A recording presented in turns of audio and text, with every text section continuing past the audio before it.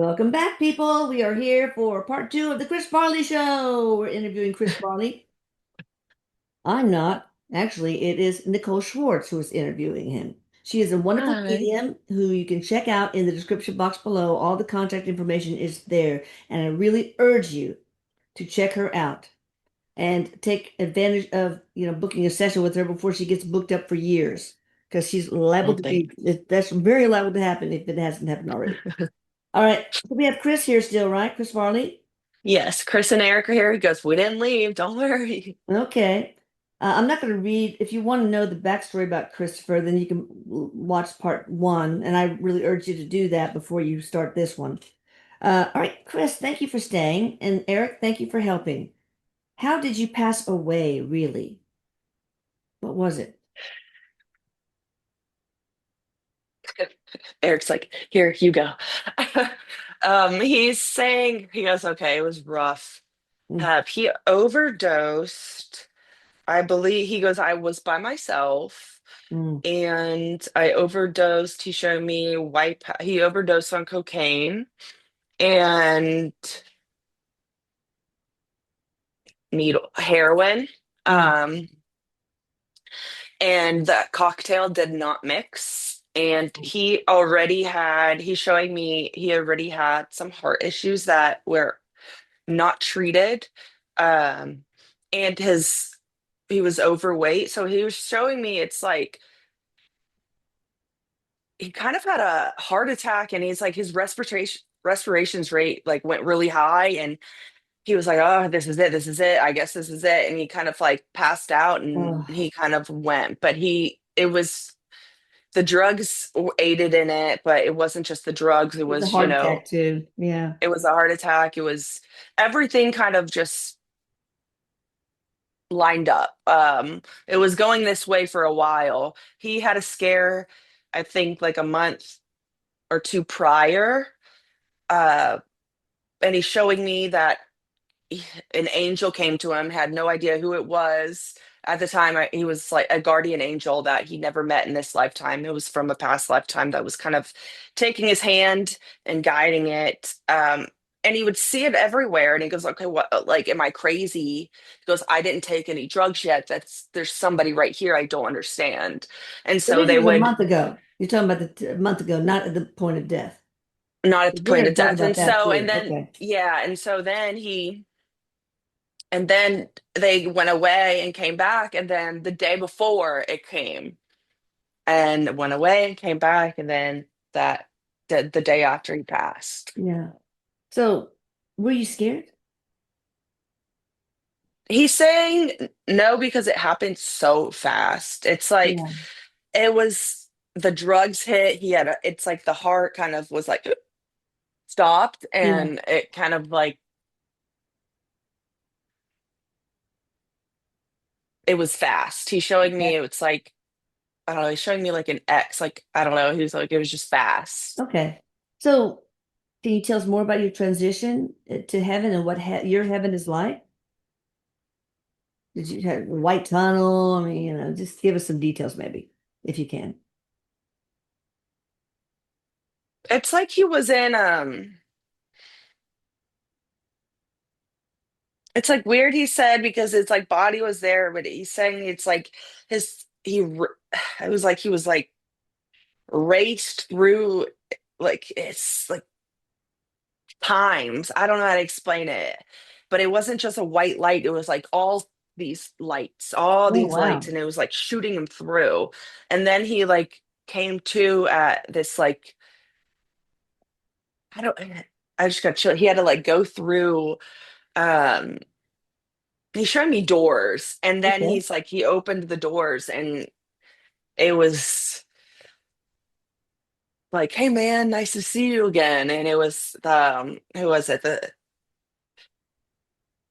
and people that he's never even met before too. So I John think the Belushi?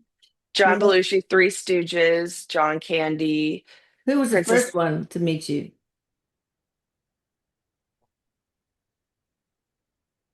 John Belushi.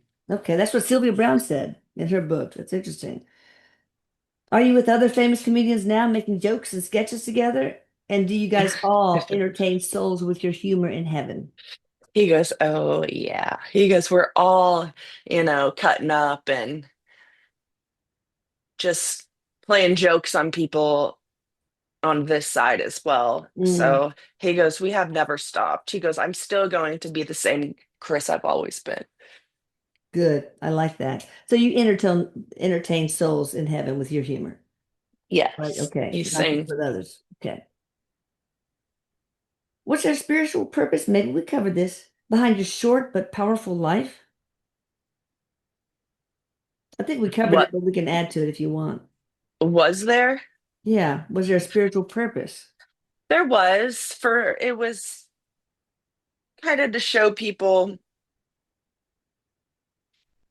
addiction and mental health Mm, and emotional trauma and when that's not dealt with and all of this. But it was a life path contract as well with me because I had to go through the physical part of pain and suffering for me to see the bigger picture. It's like I mhm, wanted to show people how, yeah, I am a bright light, but yeah, I am suffering deep down. So you mm. never know what somebody's going through. He goes, you never, even if they could be so mean, and he goes, the skinniest person can be the meanest, or, Yeah. but Mm. they're suffering too from something deep down. He goes, it doesn't matter what weight you are. It doesn't matter who you, Yeah, like, of course. What you what look your like. ethnicity, culture. Yeah. Right. He goes, what I learned is just to always be kind because you don't realize how much that people carry that with them throughout life. And it really, he's showing me it's like I had the path and it's like, and it kind of chose the path for me. Yeah. So do you think anybody in your life understood that there was pain behind that humor? Yeah, a lot of people did. My Okay. family, I feel like they definitely did. I mean, a lot of Okay. my friends, I mean, look, I went to rehab. I tried so hard for so long. Yeah. I just Yeah. couldn't. I I just understand. couldn't beat it. Yeah.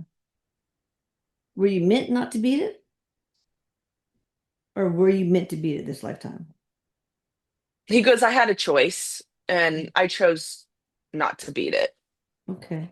Do you feel like your work was complete when you passed away, or would you reincarnate to find that sense of completion?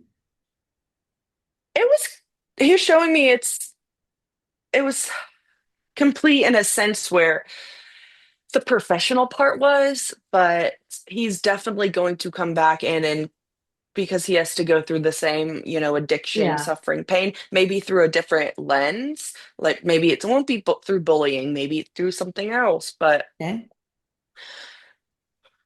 Yeah. Are you maybe it could be planning? through loss or something Yeah. like that. Um, but Yeah. That's it's sad. gonna, yeah, it's gonna happen again when I choose to, Are he's you saying. planning another life soon?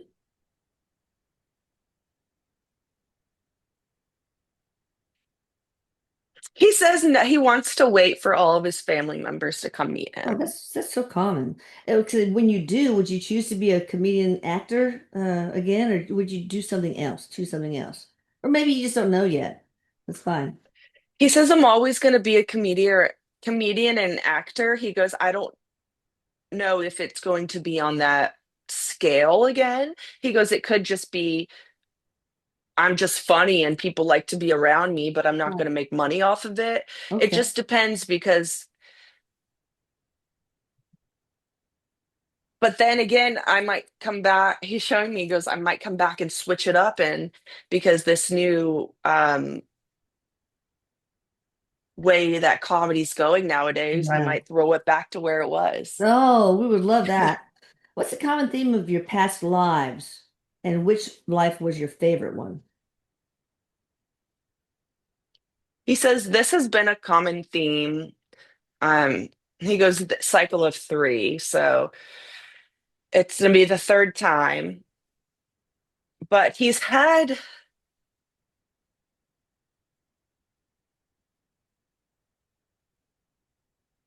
showing me, I don't know when it was, but they were like working on some trenches or something, and he was in some army. I don't, and he was just making jokes, and he would always get disciplined, and Oh, because he would be the one be like, "Hey, got," and do stuff to make everybody laugh. So he's always had that aspect. okay. But it was like they were wearing like tin suits, so it was like back in the day. Yeah, Like I he got you. had a life in Ireland as well, in Scotland, somewhere around there. Okay. And what were you there?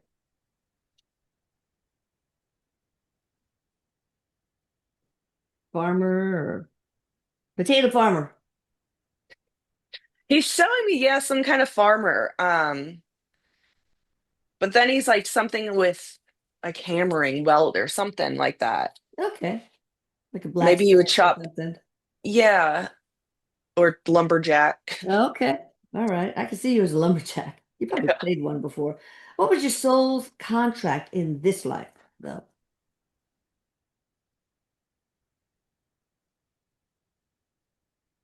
To show people how even, the funniest, the most, people would thought I was, doing well, because I had a career and stuff, but not all of that leads to a fulfilled life. No. And so my soul contract was showing people, yeah, I had that. I basically had it all. I just couldn't keep it because of I went out. He's showing me he's like different ways like out. He goes, I went out and seeked everything when I needed to go within.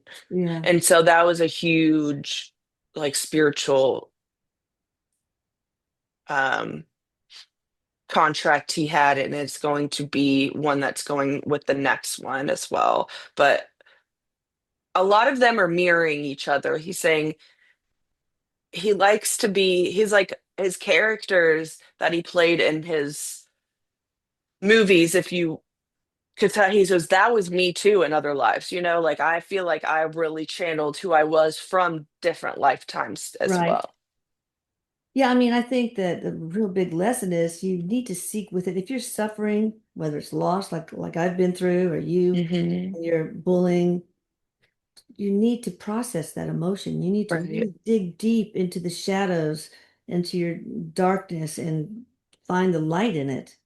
So, I think that's one of the things. You shine so brightly, but you carried so much darkness. So Hmm. why is that often the case with artists and comedians? Yeah, they do a really good job of twisting their trauma into something that you can achieve. He's showing me something like tangible, but it's like a lot of the greats, had stuff that happened to them. So not everybody, and that makes them go through things where they grow more. So that's why they're True. at a different aspect in life. But if you didn't have all these things to go through, it goes, you would kind of be, Boring. yeah. So it's like you Shallow. having all these steps and obstacles and stuff to go through. It's showing you your strength, your resilience. But then it's like how you respond to it is really how it is going to affect you. Yeah, if you don't, I mean, if you're an actor, a successful actor, you have to have been through some darkness, something that helps you grow and become, develop some depth, I guess. Right. But how can people who have had like bullying or loss or whatever, how can they find the courage to go inside? Give us some practical steps. Eric, you probably need to help with this too, to go inside and process all that so that it doesn't become an addiction or something else or just ignoring it. How do we do He's it? showing me like when they're both saying like when the emotions and stuff arises, like when you feel like different or moody or whatever, acknowledge it. Why do you feel like that? What's going on with you? He's showing me they taught him a lot when he was in rehab to journal, and that really helped him kind Oh, of put things on paper. And it's kind of like, okay, why do I feel like I am not doing well when I am doing this and this? But it's not, he's showing me it's not what you do that is how you were looked at as a person, and that's what society needs to get away from. Yeah. I made so many. He goes, one of the best things that I never got to experience too was he showed me a star in Hollywood. Oh, Um, the Walk but of Fame. Yeah, Hollywood Walk of yeah, he Fame. just never was able because he passed away before Oh, it was on the ground. But he's saying, it was shown how much love and light. He goes, it was showed how I was able to still make things and produce stuff because I did go within. It helped me when I went to rehab these many times. I was able to be, okay, why am I feeling this? But it didn't go all the way back to, okay, my childhood. And so I think root. that's why it really came up. So Yeah. you have to go to the root, he's saying, Yeah. and let people help you, talk it out with somebody, try to figure out your perspective, and just know that you don't have to take on everything yourself. Yeah. And if you did, it it's more of a go to somewhere with it's like a not judging kind of place, because that's where a lot of things kind of people keep things to themselves. Yeah. They're both coming in because they feel like, one, they don't want to let somebody else down because of what they're doing, and they don't want them to judge them to make them feel worse than they already do. Yeah. So Oh, then they could spiral so they out. keep So it to it's themselves and they don't process the emotions and they become trapped and they become disease, mental and mhm. physical. Do you have any But regret? knowing that Oh, you're boy. enough, and knowing that, okay, this happens to a lot of people, you're not alone, No. just getting these thoughts out, because and a lot of things that you can think and you can channel your higher self, he's saying, and then it comes through and you read it again and you're like, oh wow, okay, yeah, that is good, okay, yeah, I'm going through that, okay, cool. He Okay. goes, but just writing it, and or even talking it, you can he's like, he has a microphone, he goes singing it, doing whatever, making music, he goes, Oh, singing. just Yeah. get through it, however, even as painful as it is, so it doesn't Oh, if I come sang back it in my problems, later. it would just make them worse for everybody around too. So, do you have any regrets in your life? He goes, I mean, I wish I didn't go out the way I did, but other than that, no. Okay. What do you want to accomplish? What did you want to accomplish before you passed? Having a family, he's showing me like getting married, having like a Okay. family, you know, Oh, settling down eventually, just being able to be normal. okay. So, when you did feel bad about yourself, did it not help to know how adored you were, how people valued your originality, your skill, and what you brought to the public? Did that not help? No, it didn't, Why? because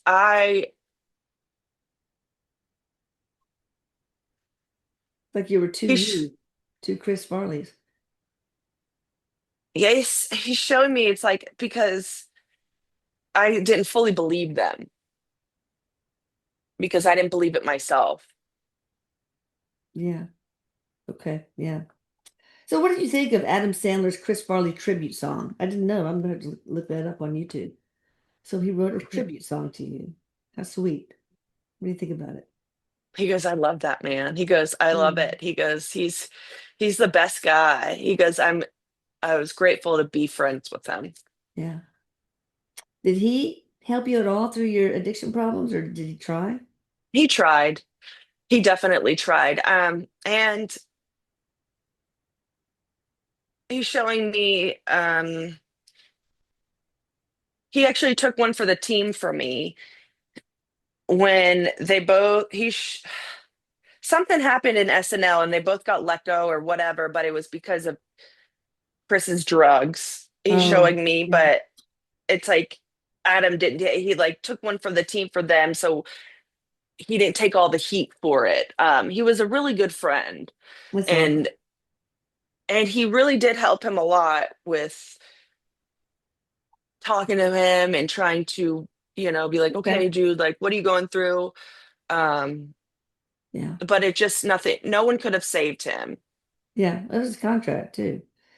So this guy, this person, male, female, I'm not sure, saw you on a talk show right after you left SNL. You were jumping around, expending your usual energy that you do, and th this person said, "I remember you thinking you weren't long for this world." Did you have that feeling too, that you weren't going to grow up to be an old man?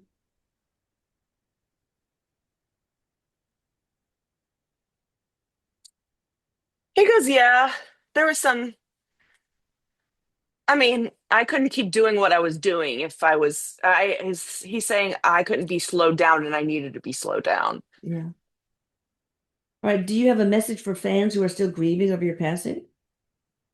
He goes, I'm still with you. He goes, you don't have to be grieving. Prank 'em all. Prank 'em He, all. he goes, I'm just grateful to know that my work and is still being shared today and watched and looked at. He goes, I'm just glad I hope I'm able to help more people on this side than I was on than being alive. Okay. So, what is your final message to humanity? Man. You're probably a couple of them. I bet I He could goes, think of a couple. if you're suffering, he goes, don't suffer in peace, don't suffer alone, always seek help. There's always somebody that's going to be listening and have an open ear, and it's okay. It's not, see, back, he's showing me like back in the night, it just wasn't talked like 80s, 70s, 80s, 90s. It just, mental Yeah, health was so stigma. not, yeah. And so him going to therapy was like, I'm not crazy, Yeah. Oh so my gosh. he had therapy in rehab, but it was a different kind of therapy. Um, but seeking external help, and that where nowadays it's like a given. It's like keep doing it. It's like I'm glad that that's where life is going with the mental health, because that is huge. It And is. he goes, don't let bullies get to you, but always stand in your power. He goes, that's why I took my power back and made fun of myself, but I shouldn't have made fun of myself. Yeah, But no. because he goes, I always had the sense of humor.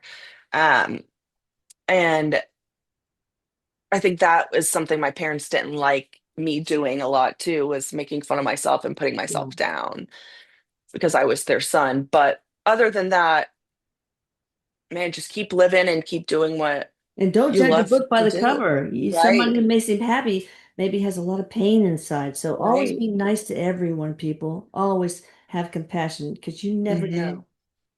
Yeah, Right? he's saying he goes, someone could be the happiest person, but you don't know what they're suffering. Or someone could like experience darkness and just keep spiraling and spiraling. They just might want somebody to be kind to them because they never had somebody to be kind to.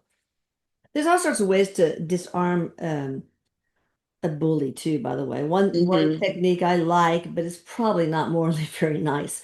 It's just like, oh, now you're just embarrassing yourself. Just say that to the bully. They'll, but I'm sure there are other kinder ways to approach a bully. So is there anything that not very many people know about you? Like Madame Curie had a little teddy bear sewn inside of her skirt, on the undersurface of her skirt. Is there something fun that we don't know about you? Maybe you smell your socks after you take them off. I don't know. Boxers, briefs, commando. Um,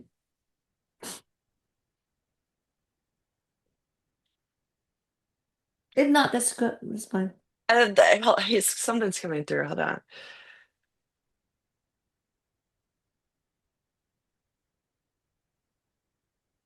He didn't like velvet. Really? Okay. Interesting. All right, Yeah, he didn't that's like that that's texture. cool. That's cool. Eric, do you have anything you want to ask or say before we close? Or Nicole, you might want to. Yeah. They're both just going like this. Of course. They're Of course. crazy. It's cracking They're you like, up, I no, bet. All they right. are. Well, thank you, Mr. Farley. I really miss you. I'm going to go watch some SNL skits right now. Well, not now, but later on. And again, you're sorely missed. And I just wish you saw what inside of you, what we all love about you. Y'all check out Nicole Schwartz in the description box below. And yeah, hit the subscribe button. We're so close to 100,000 people. Yes, we are. And hit the like button because it helps our algorithms, whatever that is. All right, thank you, everyone. Bye. Love you Thank all. you. Bye. Eric and Chris say bye. Love you. Thank Bye. you. Love you, love you, love you.